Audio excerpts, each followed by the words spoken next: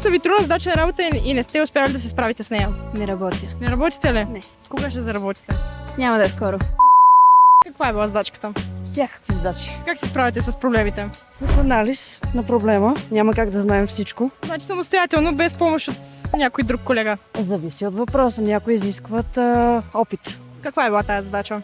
Беше на стаж и беше записана на статия, която аз до сега не съм правила. И как се справи с задачата? Какво направи? Запитах колегите си за помощ. И те помогнаха ли ти? Естествено. Без проблем. Да. Как ви забили тези задачи? Разни постери, например, постове, такива неща. Малко имам проблеми с комуникацията.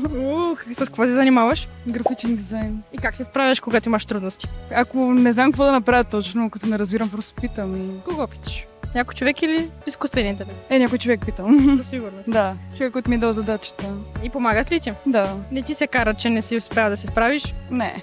Не, пичове са. Да. Добре, много благодаря за отговора.